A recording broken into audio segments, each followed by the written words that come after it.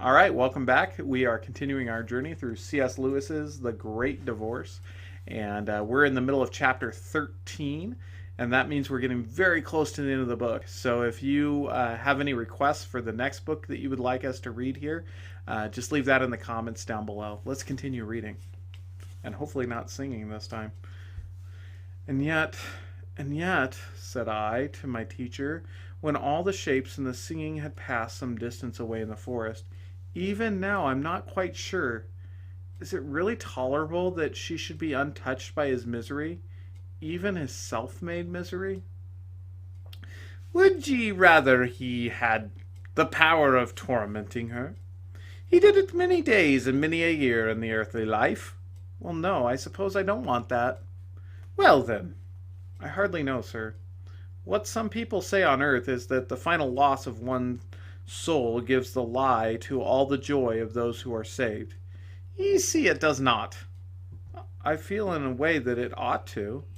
That sounds very merciful. But see what lurks behind it. What? The demand of the loveless and the self-imprisoned, that they should be allowed to blackmail the universe. That still they consent to be happy on their own terms. No one else shall taste joy. That there shall be the final power. That hell should be able to veto heaven. I don't know what I want, sir. Son. And must be one way or the other. Either the day must come when joy prevails, and all the makes of misery are no longer able to infect it, or else, forever and ever, the makers of misery can destroy in others the happiness they reject for themselves. I know it has a grand sound to say ye'll accept no salvation, which leaves even one creature in the dark outside.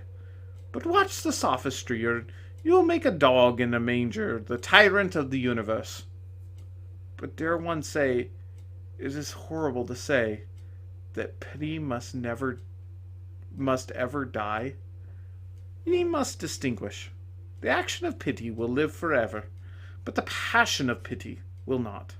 The passion of pity, the pity we merely suffer, the ache that draws men to concede what should not be conceded and to flatter, when they should speak truth, the pity that has cheated many a woman out of her virginity and many a statesman out of his honesty. That will die. It was used as a weapon by bad men against good ones. Their weapon will be broken. And what is the other kind of the action? It's a weapon on the other side. It leaps quicker than light from the highest place to the lowest, to bring healing and joy, whatever the cost to itself. It changes darkness into light and evil into good. But it will not, at the cutting of tears of hell, impose on good tyranny of evil. Every disease that submits to a cure shall be cured. But we shall not call blue yellow to please those who insist on still having jaundice, nor make a midden of the world's gardens for the sake of some who cannot abide the smell of roses. You say it will go down to the lowest, sir, but she didn't go down with him into hell. She didn't even see him off by the bus. Where would ye have her go? Why, where we all came from by that bus. The big gulf between the edge of the cliff. Over there. You can't see it from here, but you must know the place I mean. My teacher gave a curious smile. Look, he said, and with the word he went down on his hands and knees. I did the same. How it hurt my knees. And presently saw that he had plucked a blade of grass. Using its thin end as a pointer, he made me see, after I had looked very closely, a crack in the soil, so small that I could not have identified it without his aid.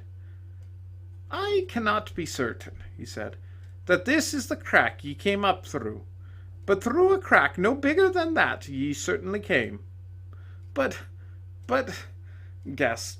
I gasped with a feeling of bewilderment not unlike terror. I saw an infinite abyss, and cliffs towering up, and then this country on top of the cliffs. Aye, But the voyage was not mere locomotion. That bus and all inside it were increased in size. Do you mean then that hell, all that infinite empty town, is down in some little crack like this? Yes, all of hell is smaller than one pebble of your earthly world, but is smaller than one atom of this world. The real world. Look at yon butterfly.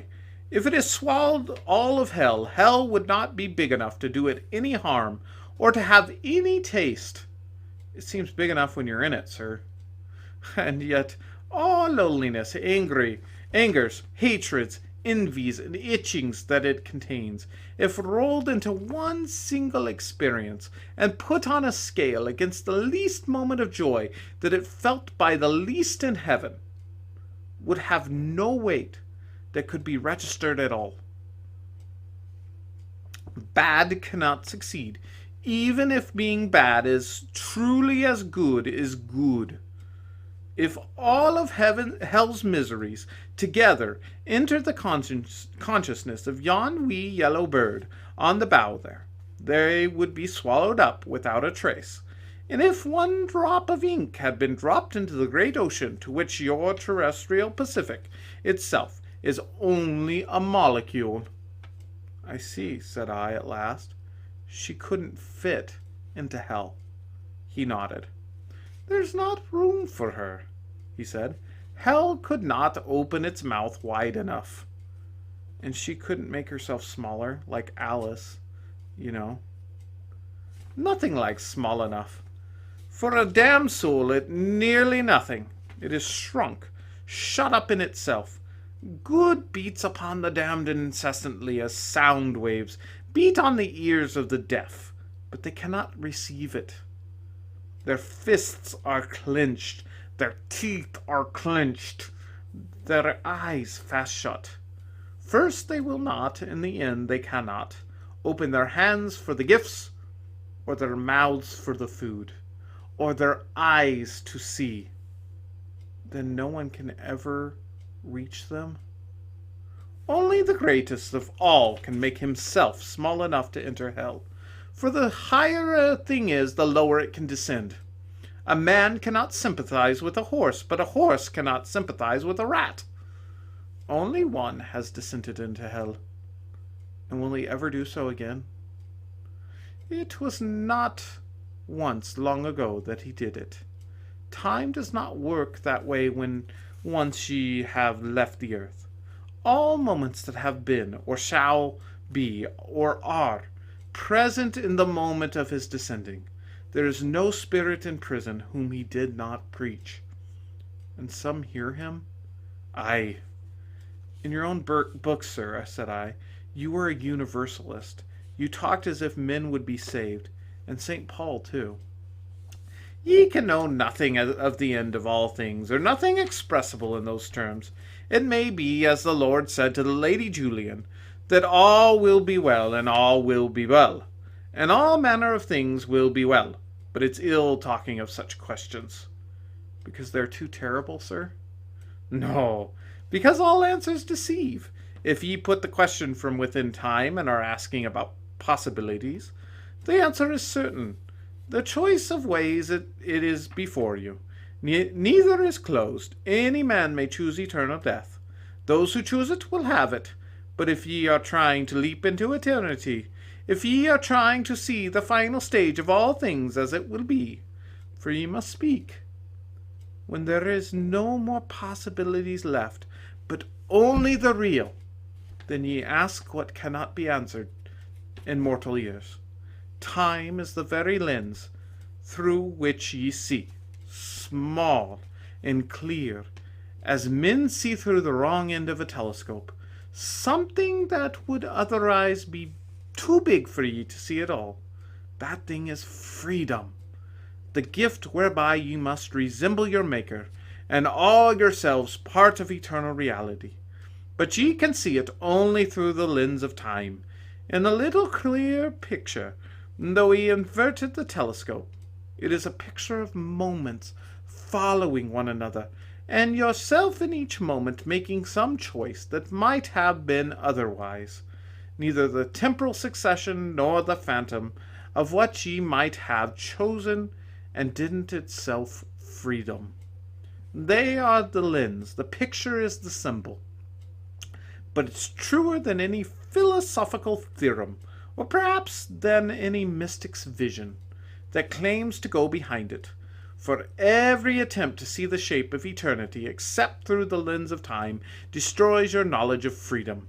Witness the doctrine of predestination, which shows truly enough that eternal reality is not waiting for a future in which to be real, but at the price of removing freedom, which is the deeper truth of the two. And wouldn't universalism do the same? Ye cannot have eternal reality by definition. Time itself and all acts and events that fill time are the definition, and it must be lived. The Lord said we were gods. How long could ye bear to look, without time's lens, on the greatness of your own soul and the eternal reality of her choice? And that ends chapter 13. We'll see you next week as we wrapped up C.S. Lewis's The Great Divorce.